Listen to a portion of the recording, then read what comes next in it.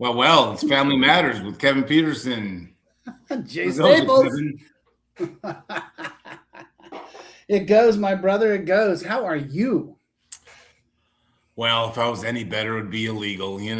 Just I'm sensing cruddy, cruddy sarcasm. day on the coast. Cruddy day on the coast. So good Right? day to document and do a show with my good friend Kevin. So I love it. I love it. I as love always, it. sponsored by the one and only Jaywalker, Jaywalker Lodge. How are things? Things are good.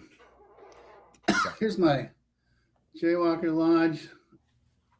This is Kevin, the family guy. Wow. Yeah, it's good. Life's good. Like you said, life's good at the beach, baby. Life is always good at the beach. Let's be honest. Yeah. Well, I thought here's what I'm going to do. So I had a few questions thrown my way. Okay. And I don't necessarily think that I answered them all well. Thankfully, I was on some of an online panel, but so it wasn't just all on me because I think they probably would have laughed at me. But let me ask you this. So, yeah, fire. What would you say is the biggest lie families tell themselves in the name of love? I know exactly. I know the answer. Pick me. I'm interested because I think I know. Go ahead. I'm going to tell you. I'm just getting my I got to move my seat up here. I thought you were waiting for me. No. The biggest lie they tell themselves is that he's going to figure it out. And tomorrow he's going to wake up and be like, "Oh my God, what have I done? I must quit this and take responsibility for everything." I was just talking to a family today, and I swear to God, bro, that's I'm like, you guys are sitting around waiting for him to wake up tomorrow because you said the magic words or the magic therapy or the magic pill, and he's like, "Oh shit, you're right," and I said, "That's never going to happen." I like that. Mm-hmm. Yeah, I went with, and of course, if you ever ask me a question, I'll answer, and then I'll spend the next 24 hours contemplating all the other answers I should have said. But I've stuck to this one. I believe that when families say I'm doing the best I can is actually kind of a deflection and kind of, a way of kind of giving up, and they don't want to have the hard conversations. Oh yeah, I get. Yeah, I mean that's a perfectly good answer. I get that.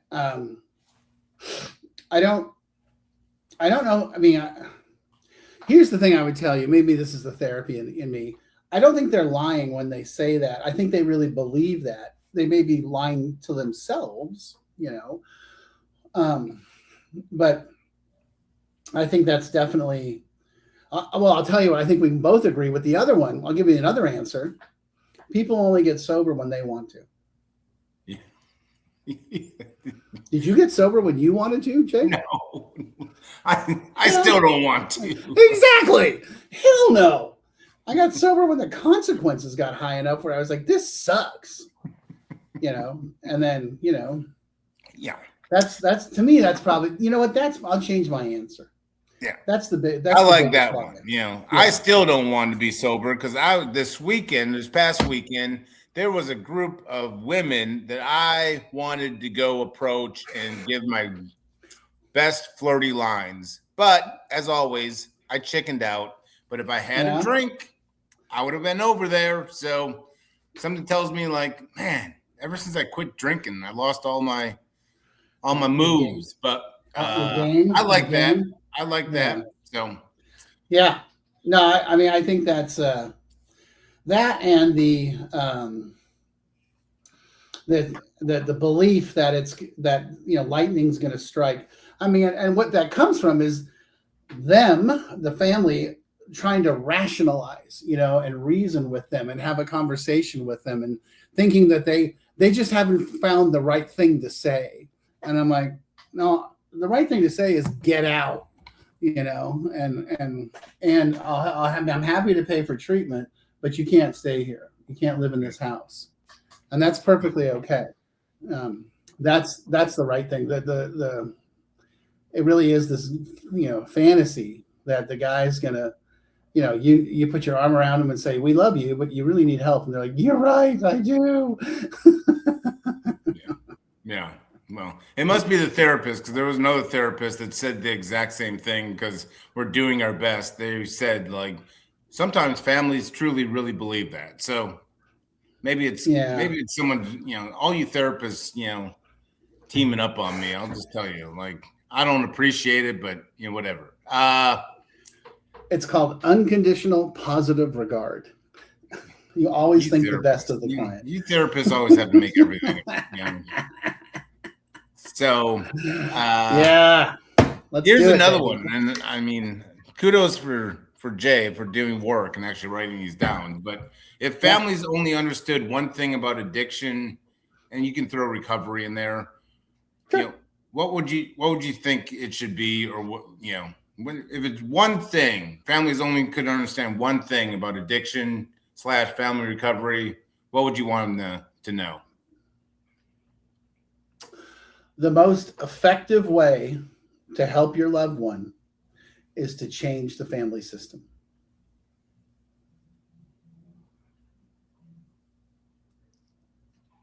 It's what I preach 24/7, my brother. I mean, there's no if, ands, or buts about it. If you want to impact change in somebody's life, change the family system and because they will want to be part of the family. So if you stop accepting their behavior, they will start paying attention.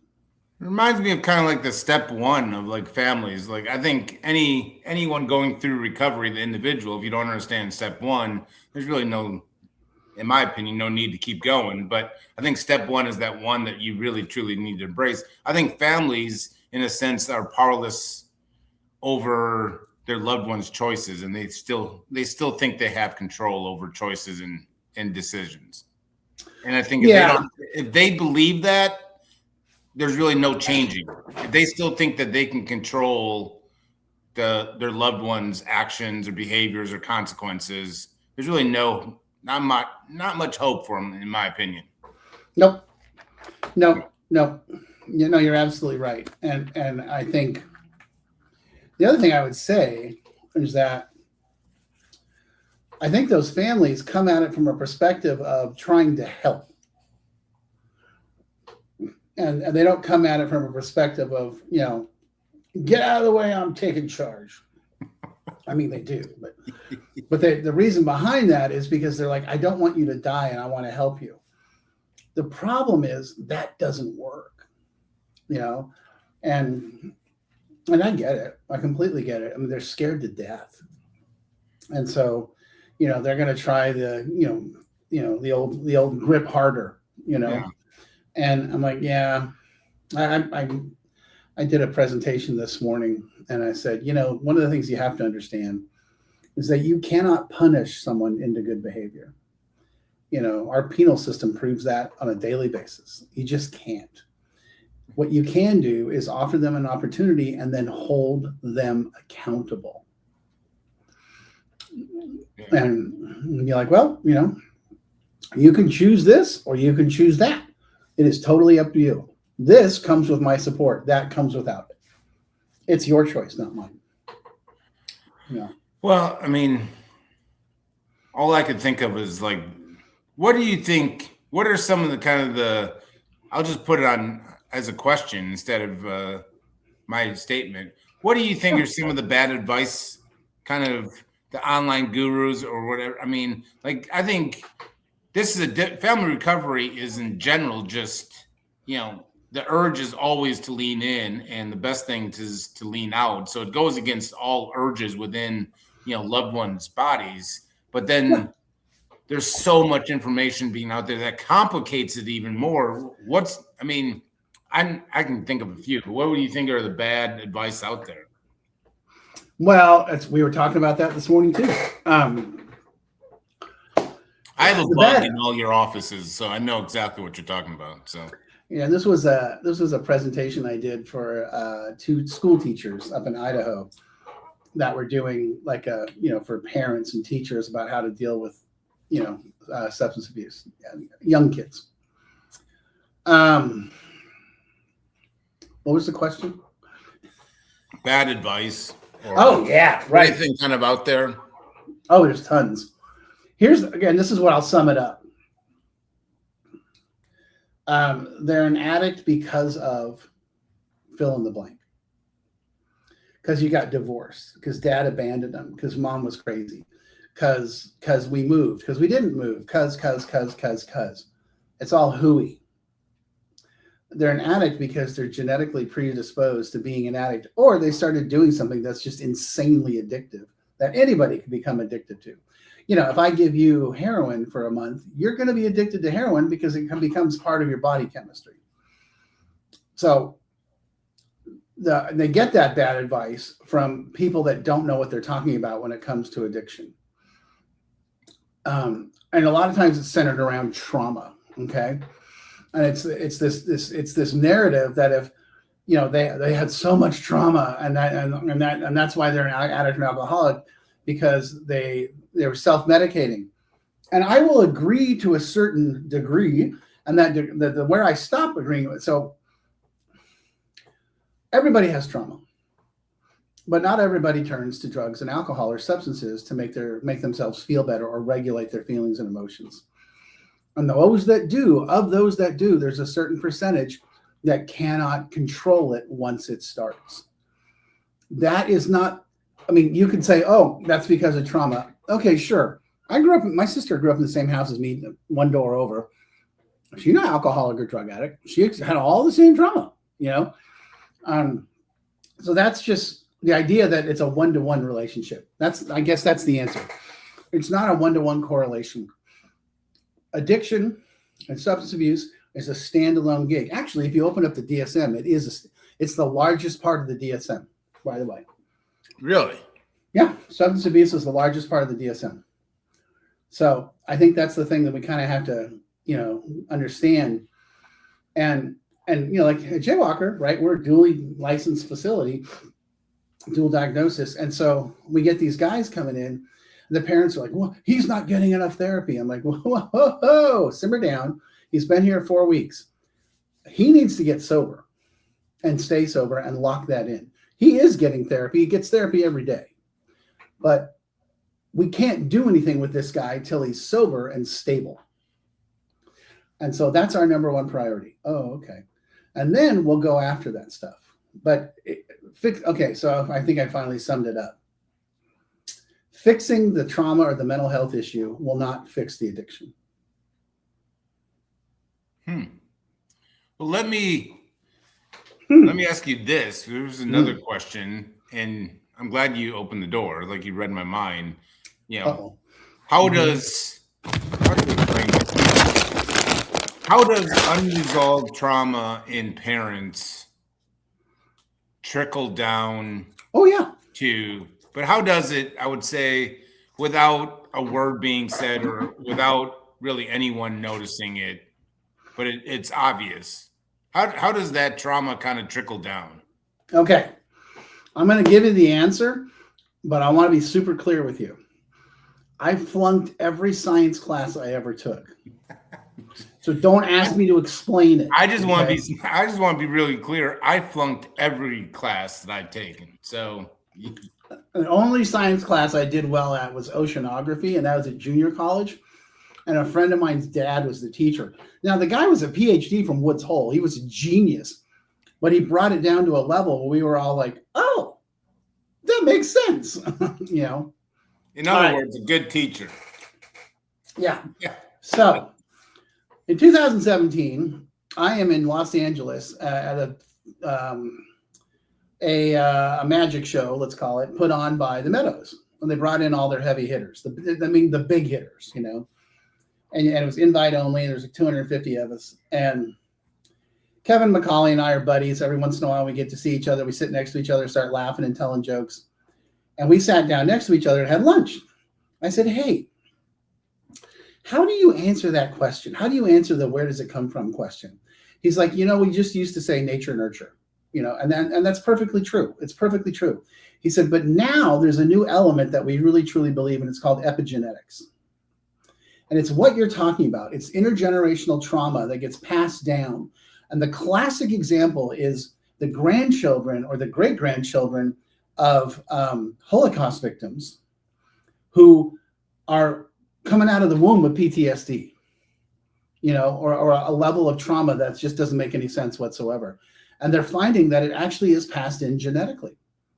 And so, it would make sense that somebody that grew up in a generational mental health or addiction home would have the same thing. So, first of all, it's like, I always tell people, it's like being pregnant. You either got it or you don't, if you got it, if you got the ism, then it's really just a matter of time before the bomb goes off. Right. And then, so let's just take number one, nature. I don't know about you, but I consider myself to be genetically predisposed. And when I look at my family history, I'm like, oh yeah, no questions asked there. Then it's nurture. What do we mean by nurture? What we mean is, how does the family engage and interact? My mother was a prescription drug addict. My grandmother was an alcoholic. My uncle was an alcoholic. My cousin. So the nurture circle of the people that I am surrounded with on a regular basis are people that are dealing with addiction or codependence or both. So now I've got a genetic predisposition and I'm being taught how to behave. Okay. And then we throw in this third column of, not just are you physically, genetically predisposed, but you're emotionally predisposed as well.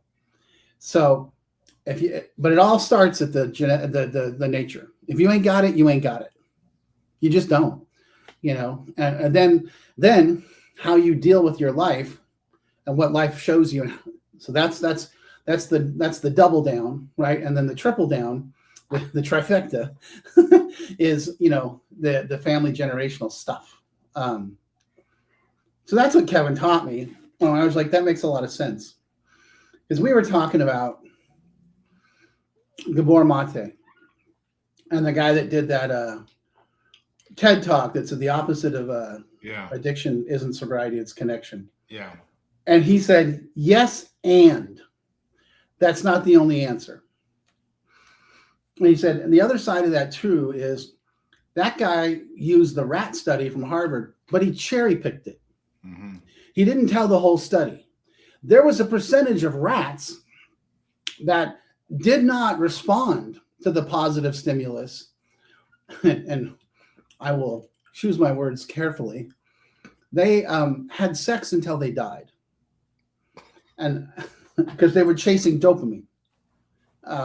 So there's always going to be a percentage of the population that doesn't respond. Okay. And so, yes, I think connection, that's what AA is. AA is connection. I also kind of feel like, duh, we invented that, Yeah. And Gabor Mate, who is a legend, he's a freaking legend. His whole thing is childhood trauma. And I get that. But I know plenty of people with childhood trauma that don't have a problem with substances. So I think you got to have the natural predisposition. You got to have the ism. And then when all the other stuff happens, you're kind of coded to be like, oh, I know how to handle this, and away you go.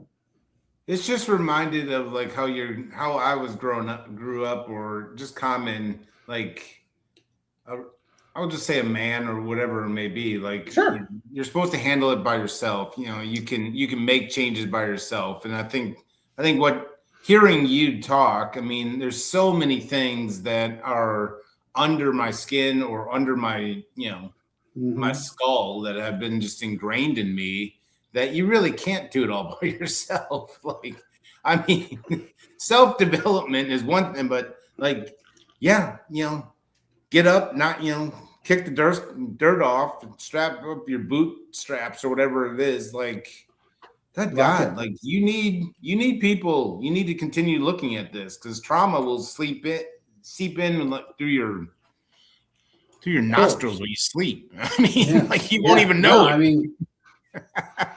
No, man, I'm telling you, you're absolutely right. I mean, it's amazing. And by the way, this kind of so I'll jump the shark and we can talk about trauma and sobriety. So people are, and then the next thing we get is, why isn't he doing trauma work? I'm like, trauma work requires stability. You have to be at a place where you can handle and engaging and acknowledging and working on that stuff. Now, the other answer is he is doing trauma work. We call it meditation and yoga and hiking. Those are the most effective, by the way, the most effective ways of handling trauma is physical exercise, yoga, and meditation. It just is. Every study will show it. If we get somebody sober, if we bring them to Jaywalker or anywhere else, then they do 30, 60, 90, or let's say they do 6 months, 9 months, and we send them on their way, and they go back to wherever they're coming from, and they walk right into AA, and they start seeing a therapist. It's like, oh, you're newly sober? Let's do your trauma work. And they bring up all that stuff. And that person starts to freak.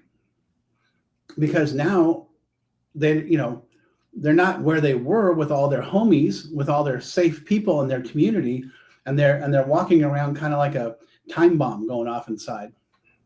And that's why when I look at people that relapse in early sobriety, I would tell you almost always it's because of that. Some traumatic event or some sort of trauma that has come up, and you have to be at a place where you can get some stability in your life and deal with it.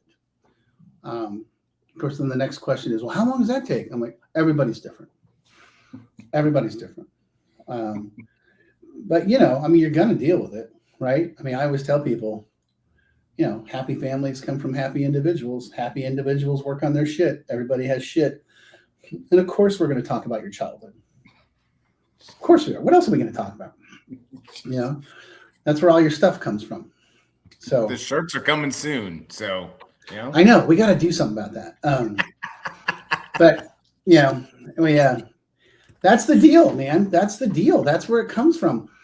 And you got to be in a space where you can go there. You can remember. Oh, here it is. My favorite. Remember in The Empire Strikes Back, where Luke is going into the cave, right? And Yoda's like, "You're not ready. You're not ready." And he's like, "Yeah, I am. Yeah, I am." And he freaks, and because he's like, he goes in there and he sees his dad, right? And he completely loses it. Well, it's the same thing. You got to be you got to be ready. You got to be strong enough to go into the cave and deal with it and face it. And that takes time. So I'd rather people get sober and stay sober, build that strong community, get that 12-step engagement hard and fast, and then we can start going after the hardcore stuff.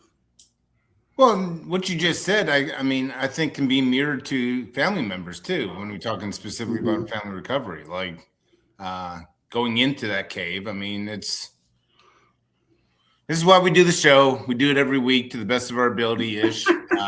But no, it's fascinating stuff. And, as much as I would love to say, let's make it real simple and easy, like it's, you're going to have to get down and dirty. There's hard work involved. So, yeah, I mean, and we all have it. I mean, it's the other great thing I've always heard is that, every person I know that's in recovery or struggles with addiction has trauma, but not everybody that has trauma struggles with addiction. And so, that's the thing. Yes, you're going to have to address it. Yes, you're going to go there. What's the famous line from that movie where, Luke's like, "Oh, Mr. Yoda, I'm not afraid." And Yoda's like, "Oh, you will be." I was like, I don't want to go in the cave. But I've seen the Star Wars like once, so I never got in. But I know what you're talking about with the scene, but I don't know if it's the same. But no, yeah. Well, I mean, it's the thing. Well, okay. So here, you want give you a quick history lesson. That analogy of the cave actually comes from Jung and Plato. Plato has an analogy of the cave, and then Jung talks about the dark side. So it's a combo pack of those two that we all have that. We all have something there that a lot of us are afraid to go to, and it scares the hell out of us. And that's where a lot of our maladaptive behavior comes from. See, I pay attention to that stuff.